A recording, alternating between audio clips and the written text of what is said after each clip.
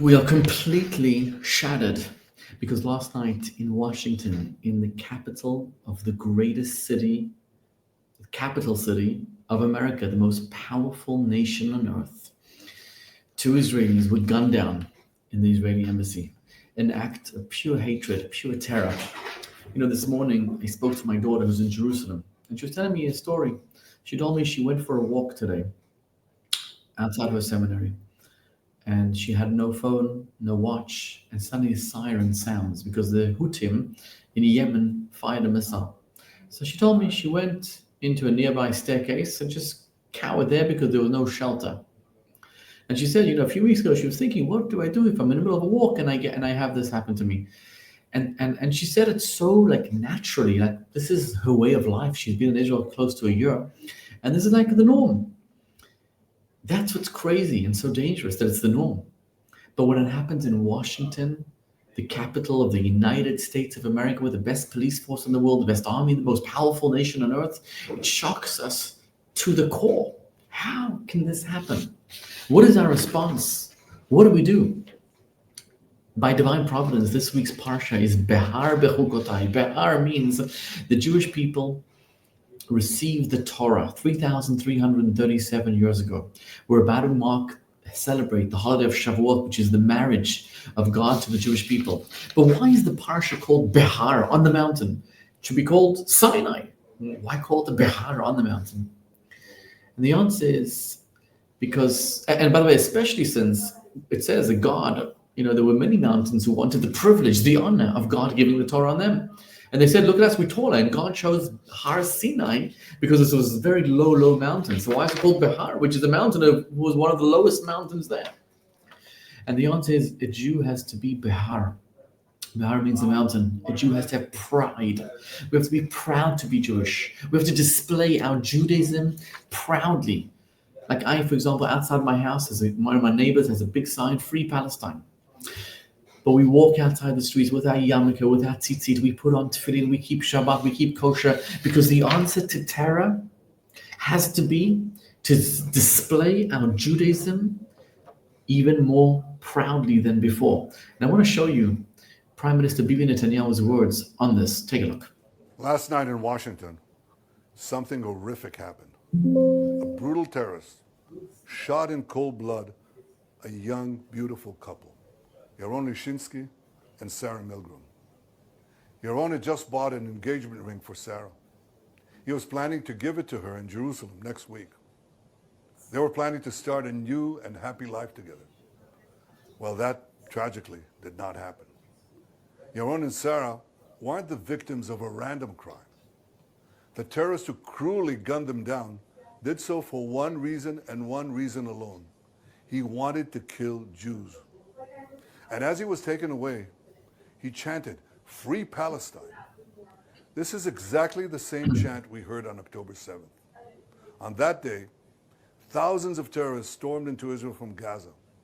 They beheaded men, they raped women, they burned babies alive, they butchered 1,200 innocent people and took 251 innocent people hostage to the dungeons of Gaza.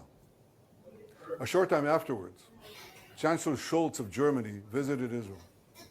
And after he saw the horrors, he said to me, "These Hamas terrorists are exactly like the Nazis." He was right.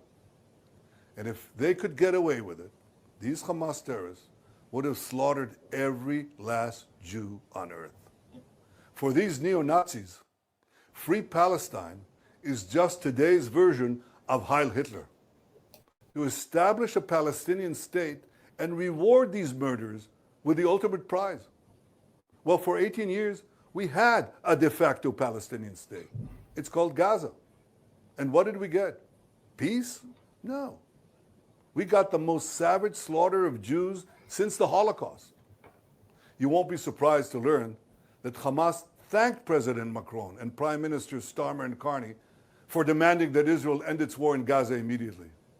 Hamas was right to thank them, because by issuing their demand, replete with a threat of sanctions against Israel, not Hamas, these three leaders effectively said they want Hamas to remain in power. They want Israel to stand down and accept that Hamas's army of mass murderers will survive, rebuild, and repeat the October 7th massacre again and again and again, because that's what Hamas has vowed to do.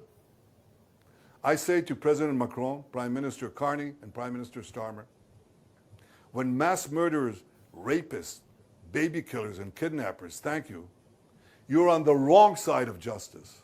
You're on the wrong side of humanity. And you're on the wrong side of history. Now, these leaders may think that they're advancing peace. They're not.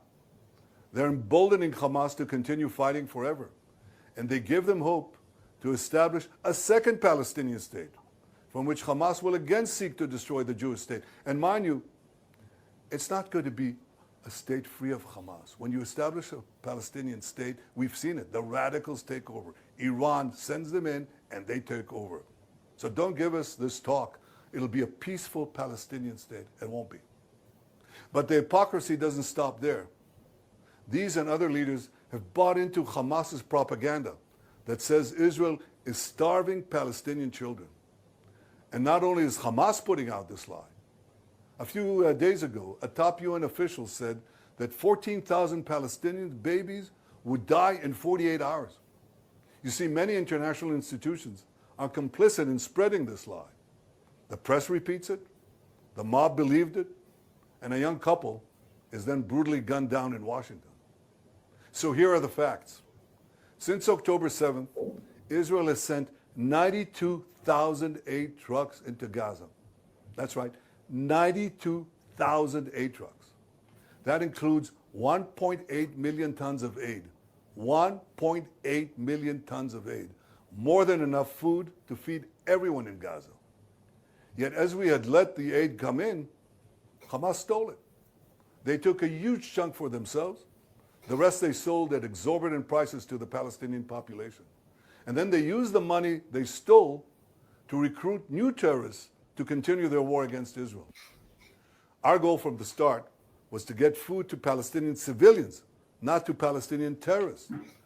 So we consulted with our American allies. What do we do to prevent Hamas from looting the aid? Well, together we devised a mechanism to achieve this goal. American companies will distribute the food directly to Palestinian families. They'll do so in safe zone secured by our military. And this will allow us to complete our goal of destroying Hamas while enabling aid to reach the civilian population. We'll complete the construction of the first distribution zones in the coming days. Ultimately, we intend to have large safe zones in the south of Gaza, and the Palestinian population will move there for their own safety while we conduct combat in other zones and receive humanitarian aid there without Hamas interference. In the meantime, we authorized letting trucks enter Gaza to provide for immediate needs. Yesterday, I think more than 100 trucks went in. More will come in today.